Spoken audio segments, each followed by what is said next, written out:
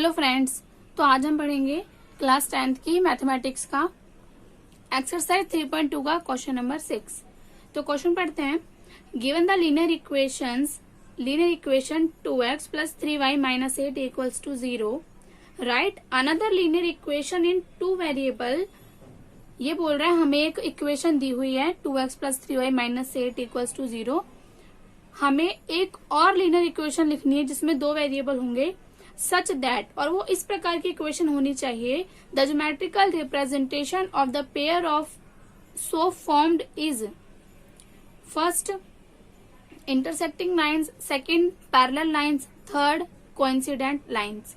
ये बोल रहा है वो जो सेकेंड इक्वेशन हमें लिखनी है वो ऐसे लिखनी है कि इन दोनों इक्वेशन का जब पेयर बनेगा और उसको हम ज्योमेट्रिकली प्रेजेंट करें, मतलब ग्राफ बनाए उनका, तो पहले केस में वो लाइंस इंटरसेक्टिंग लाइंस होनी चाहिए। सेकंड केस में ऐसी इक्वेशन लिखनी है कि वो दोनों का जो पेयर होगा वो पैरेलल लाइंस बने, और थर्ड में कोइंसिडेंट हो। मतलब हमें अलग अलग इक्वेशन लिखनी है तीनों केस के लिए। तो सबसे पहले फर्स्ट केस स्टार्ट करते हैं जिसमें हमें इंटरसेक्टिंग लाइंस वाला पेयर बनाना है। तो हमने गिवन इक्वेशन लिख ली। गिवन इक्वेशन हमें ये दे रखी है, इसमें हम a1 बात करें तो 2 है, b1 3 है और c1 -8 है। अब देखो जो हमें लीनियर इक्वेशन के लिए पेयर बनाना है, जो हमें एक और इक्वेशन बनानी है, वो कुछ इस टाइप की होनी चाहिए कि इन दोनों का जो पेयर है वो कैसा हो, इंटरसेक्टिंग लाइंस हो। और अगर आप लोगों को याद हो कि इंटरसेक्टिंग लाइंस में a1 डिवाइडेड बाय a2 और b1 डिवाइडेड बाय b2 ये दोनों इक्वल नहीं होते, ठीक है। तो अब हम यही दिमाग में रखते हुए, यही माइंड में रखते हुए हम एक इक्वेशन बनाएंगे। अब देखो a1 तो हमें पता है 2 है और b1 हमें पता है 3 है। अब आप इनके नीचे ऐसे नंबर सोचो कि डिवाइड करें तो इक्वल ना बने। जैसे कि यहाँ पर मैंने अगर 4 ले लिया तो, और यहाँ पर अगर मैंने 6 ले लिया तो 2 1 जा 2, 2 2 जा 4, 3 1 जा 3, 3 2 जा 6, ये तो इक्वल हो गए। तो इसका मतलब हम यहाँ पर ये नंबर नहीं लेंगे। अगर यहाँ पे मैंने 4 लिया तो मैं यहाँ 6 नहीं लूंगी, मैं यहाँ पे 9 ले लेती हूँ। तो 2 1 जा 2, 2 2 जा 4, 3 1 जा 3 और 3 3 जा 9। तो अब क्या हुआ, 1/2 और 1/3, और ये तो आपस में इक्वल नहीं होते, तो यस हम इसको ले सकते हैं, ठीक है। तो हमारी इक्वेशन क्या बन जाएगी, 4x plus 9y minus c, कुछ भी ले लो क्योंकि अभी हमें c तक जाना ही नहीं है, 3 इक्वल्स टू 0। अभी एक इक्वेशन बन गई ना।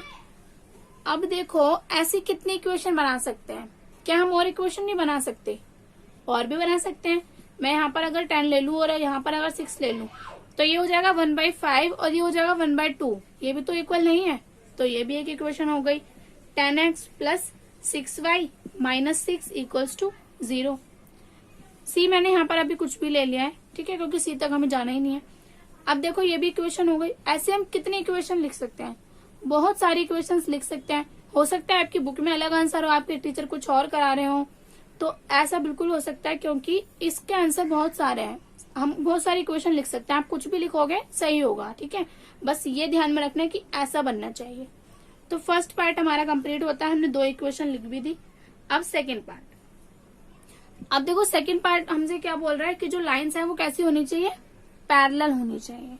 और पैरेलल लाइंस में क्या होता है याद है आप लोगों को, पैरेलल लाइंस में a1 a2 इक्वल होता है b1 डिवाइडेड बाय b2 के, लेकिन c1 और c2 की रेशो इक्वल नहीं होती। इन दोनों की रेशो आपस में इक्वल होती है लेकिन इसकी इक्वल नहीं होती। तो अब हमें तीनों को माइंड में रखते हुए एक इक्वेशन लिखनी है। देखो a1 और ये b1 इधर और इधर c1 हमारा क्या है, -8, ठीक है। इन दोनों को इक्वल बनाना है और इसको इक्वल नहीं बनाना। तो अगर मैं यहाँ पर 4 ले लेती हूँ तो 2 1 जा 2, 2 2 जा 4, ठीक है। तो यहाँ पर भी मैं 3 2 जा 6 ले लेती हूँ, क्योंकि देखो ये डिवाइड करेंगे तो 1/2, ये भी 1/2, ये इक्वल आ गए। लेकिन इधर ऐसा नंबर लो कि इक्वल ना आए। जैसे कि मैंने यहाँ पर 24 ले लिया, ठीक है। ये क्या हो जाएगा, 1/3, वो भी माइनस का। तो ये दोनों इक्वल है लेकिन ये इक्वल नहीं है, तो ये नंबर होगा हमारे a2 b2 और c2। तो इनसे हम एक इक्वेशन बना देंगे। हमारी इक्वेशन क्या बनेगी, 4x plus 6y plus 24 equals to 0, ठीक है। बस हमें ये केसेस याद रखने हैं। ये केसेस अगर हमें याद है तो हम कितनी भी इक्वेशन बना सकते हैं। एक और बनाए, 2 इधर 3 और इधर -8। अब यहाँ पे मैंने ले लिया 8, तो यहाँ पे कितना आएगा, यस 12, क्योंकि देखो ये 1/4 हो जाएगा ना, और ये भी 1/4, ये दोनों इक्वल ही होने चाहिए। तो इधर हमने 8 ले लिया, इधर हमने 12 ले लिया, और यहाँ क्या लूं, यहाँ पर मैं ले लेती हूँ 16, ठीक है, ये हो जाएगा 1/2, तो ये इक्वल आ जाएंगे और ये इक्वल नहीं आएगा। तो 6, 12 और 16, तो क्या हो जाएगा 8x plus 12y plus 16 equals to 0। हो गई इक्वेशन, ये सेटिस्फाई होना चाहिए बस, ठीक है। तो इसके भी हमने 2 लिखी है, इसके भी हम बहुत सारे लिख सकते हैं, हो सकता है आपकी बुक के पीछे आंसर अलग हो, तो वो भी सही है और ये भी सही है, ठीक है। आप अपना भी क्रिएट करें, अपना भी क्रिएट कर सकते हैं, कोई भी न्यू। अब करते हैं थर्ड पार्ट। थर्ड पार्ट में बोल रहा है कौन से कोइंसिडेंट होनी चाहिए लाइंस आपस में। तो अब देखो कोइंसिडेंट लाइन अगर होनी चाहिए तो कोइंसिडेंट लाइन में क्या होता है, A1 divided by A2 equal B1 divided by B2 equal C1 divided by C2, तीनों ही इक्वल होते हैं। तो इसका मतलब जो हम A2, B2 और C2 लिखेंगे वो ऐसे नंबर लिखेंगे जिससे कि ये इक्वल आ जाए। चलो एक काम करते हैं, देखो A2 हमारा 2 है, B2 3 है और C2 -8 है। अब ऐसा नंबर सोचना कि ये इक्वल आ जाए। अगर मैं यहाँ पे 4 लेती हूँ तो यहाँ पे मुझे कितना लेना पड़ेगा, 6, 2 2 जा 4, 3 2 जा 6, 8 2 जा 16। लेकिन अब मैं डिवाइड करूंगी तो ये 1/2, ये भी 1/2, ये भी 1/2, लेकिन माइनस का, तो इसको हटाने के लिए मैं यहाँ पे भी माइनस लगा दूंगी, तो माइनस से माइनस कैंसिल, तीनों इक्वल आ गए। तो हमारे नंबर्स क्या बने, 4, 6 माइनस का 18। तो हमारी इक्वेशन क्या बनेगी, मैं इक्वेशन ऊपर लिखती हूँ, 4, 6 और -18, तो 4x plus 6y minus 18 equals to 0, ठीक है।